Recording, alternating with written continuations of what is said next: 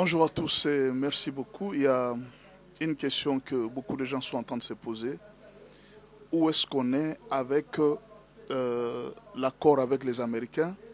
Pourquoi il y a la guerre qui continue à l'Est? Pourquoi Kagame ne laisse pas? Qu'est-ce qui se passe? Pourquoi les choses semblent traîner? Les choses, c'est comme si ça n'évolue pas. Il y a beaucoup de gens qui se posent la question, mais qu'est-ce qui ne va pas? Alors je m'en vais vous donner certains éléments d'analyse pour que vous puissiez comprendre. Je vous dis d'abord que je ne travaille pas à la présidence. Je ne sais pas qu'est-ce qui se passe. Je ne suis pas dans les cœurs du président. Je ne suis pas dans les cœurs du gouvernement. Je ne suis dans les cœurs de personne. Je fais juste des analyses. Alors, la première chose, je vais vous parler aujourd'hui en parabole. Je voudrais vous parler en parabole pour que que chacun puisse tirer des leçons et de comprendre ce qui se passe. Un jour, il y a un père qui vient dans la chambre de ses enfants, 3 garçons qui dormaient dans un même lit. Il a trouvé que sur le corps de ses enfants, il y avait beaucoup de moustiques. Et pourtant, il y avait une moustiquaire imprégnée dans la chambre, sur le lit. La moustiquaire protégeait les enfants. Mais il se rend compte qu'il y avait beaucoup de moustiques sur le corps de ses enfants. Alors le père s'est posé la question, mais comment expliquer que nous avons mis une moustiquaire et les moustiques sont entrés à l'intérieur? Ils ont vérifié, ils se sont rendus compte qu'il y avait des trous sur la moustiquaire. Alors qu'est-ce qu'ils vont faire? Papa a dit, bon, on va chercher un moyen, on va coudre ça. Avec maman, ils se sont entendus, nous allons essayer de coudre pour fermer tous les trous. Mais il se peut que la nuit suivante, il est venu, il a trouvé encore d'autres trous. Les moustiques encore dans les corps de ses enfants. Maintenant, papa commençait un peu à s'impatienter et dit, ah mais finalement ça ne va pas. 3e jour, ils essayent de fermer, 3e jour.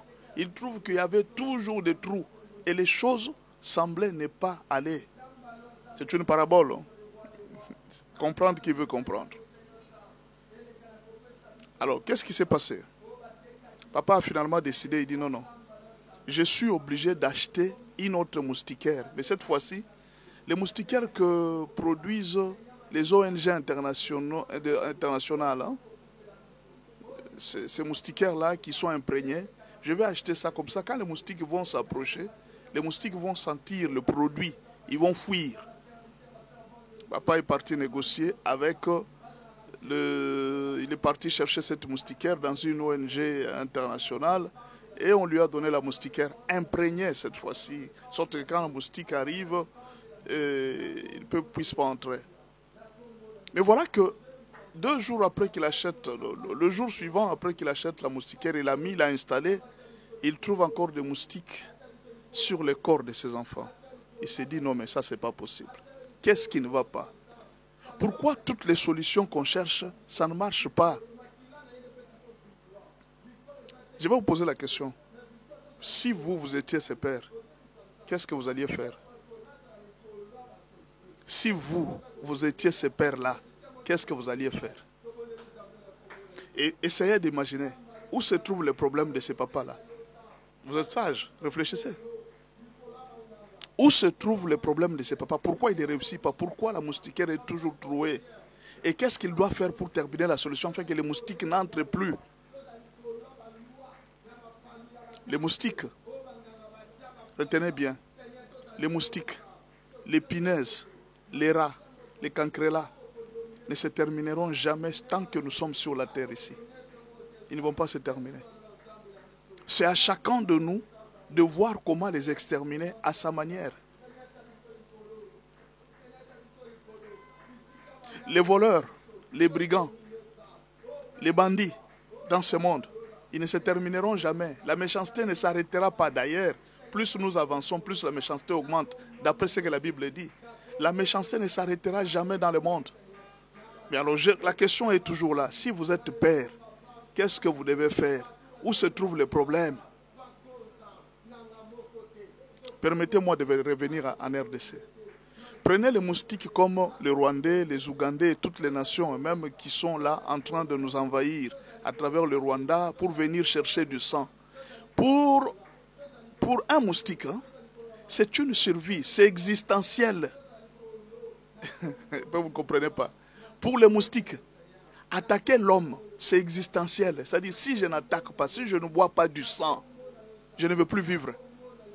C'est comme ça que les autres nations se comportent vis-à-vis de la RDC. Si nous ne volons pas les richesses de la RDC, nous n'allons plus vivre. Voilà pourquoi les moustiques ne craignent jamais l'homme. Même s'il doit mourir, les moustiques ne craignent pas. Il va t'attaquer. L'homme est plus grand de 1 500 000 fois plus que les moustiques. Mais les moustiques ne craignent pas l'homme. Pourquoi? Parce que c'est une question existentielle pour les moustiques. Pour que le moustique continue à exister en tant qu'espèce, il doit sucer le sang de quelqu'un. Mais alors, vous allez dire quoi? Que d'arrêter de commencer à combattre les moustiques, d'arrêter à combattre les moustiques? Non.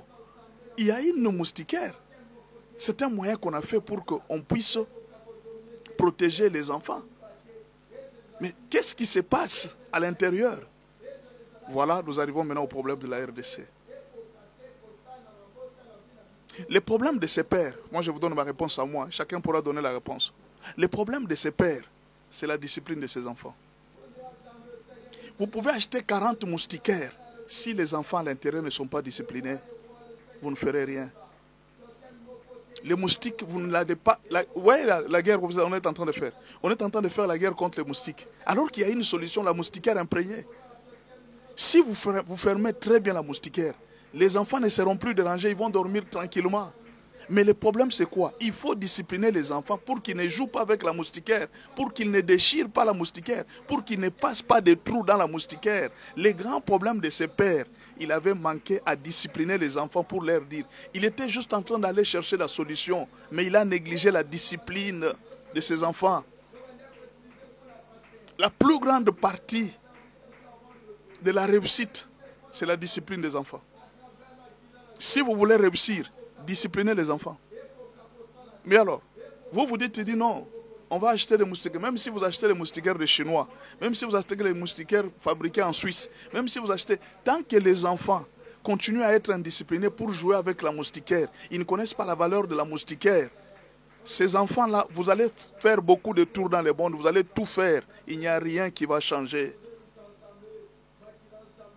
Le président Félix Tshisekedi peut beau s'accorder avec les États-Unis. Le président Félix Tshisekedi peut beau s'accorder avec les Chinois, avec même la Russie. Nous vous l'avons déjà dit. Nous vous l'avions déjà dit. Si au sein de l'armée, au sein du gouvernement, au sein de la famille politique du président de la République, si au sein de la population congolaise, on n'a pas encore instauré la discipline, le président ne fera rien. Le secret pour la réussite de la RDC, c'est la discipline dans l'armée, la discipline dans la population, la discipline partout. Si les Chinois ont réussi, c'est parce qu'ils sont disciplinés partout.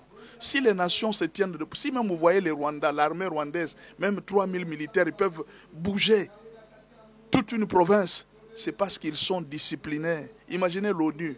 Ça fait honte, hein? L'ONU qui vous dit que non, les Rwandais ont près de 10 000 militaires à l'est du Congo. 10 000 militaires. Même s'ils en amenaient 20 000 à l'est du Congo, nous sommes combien? Nous pouvons les déloger, les exterminer, nous avons des drones, nous avons quoi? Mais le problème c'est quoi? La discipline des enfants. Les Américains ne sont pas comme les Chinois. Les Américains ne sont pas comme les Chinois. Les Américains quand ils viennent, ils ont un laisser-aller. Non, les Chinois quand ils viennent, ils ont un laisser-aller. Vous pouvez être corruptible, ça ne les regarde pas. Vous pouvez manger votre argent, ça ne les regarde pas. Mais les Américains ne travaillent pas comme les Chinois. Quand ils viennent, c'est la discipline d'abord.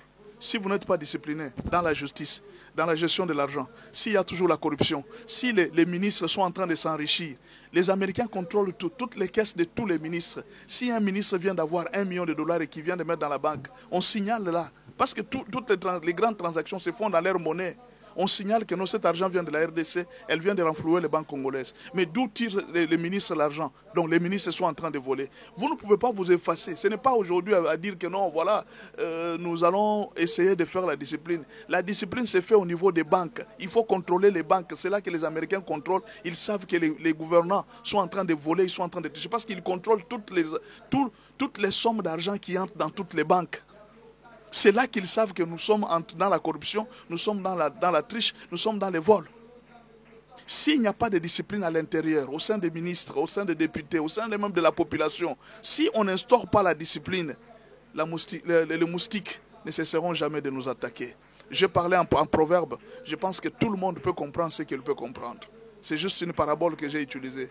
Sans la discipline des enfants,